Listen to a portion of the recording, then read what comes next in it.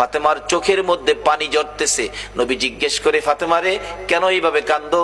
আমার নাতিরা কই? দুই নাতি না দেখলে আমার শান্তি লাগে না। ফাতেমা বলেন, বাবা গো, আমি কান্দিছি কোন ব্যথায়?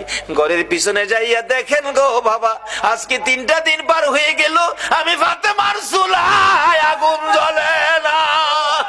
আপনার আদরের দুই নাতি না খাইয়া থাকতে থাকতে পেটের খিদার যন্ত্রণায় ঘরের পিছনে গলাগুলি করে নানা নানা কইয়া কাঁদতেছে গো বাবা।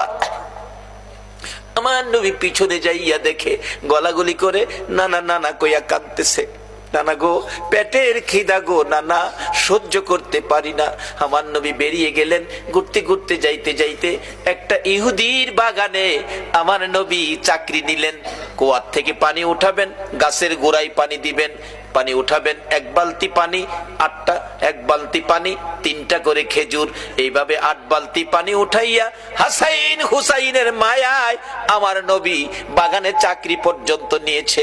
এই ভালোবাসার হাসাইন হুসাইনে কষ্ট পাবে, এই কাজ আপনারা কইরেন না। আমার নবী 8 বালতি পানি উঠাইয়া 9 বালতি পানি বুড়াইয়া টান দিলে রশি ছিঁড়ে বালতি কুয়ার ভিতরে পড়ে গেছে। ইহুদি দৌড়াই আসছে, পানি উঠাও পানি উঠাও। রশি ছিঁড়ে বালতি পড়ে গেছে, কি দিয়ে উঠাবো? ছিঁড়ে গেছে। হাও না, তুমি ছিঁড়ে ফেলছো। আমার নবীরে কয়, নবী বলে ছিঁড়ে ফেলছে। আমার নবী বলেন, ইহুদি রে, আমি ছিঁড়ি নাই, ছিঁড়ে পড়ে গেছে। এই পর্যায়ে 1 কথা 2 কথা রাগ হইয়া নিষ্ঠুর ইহুদি, যেই নবীর চেহারায় জীবনে কোনদিন মশা মাছি বসে না, আমার নবীর গাল মুবারকে ইহুদি থাপ্পড় লাগাইয়া দিছে। আমার নবী একটা চিৎকার মারছে, ইহুদি রে,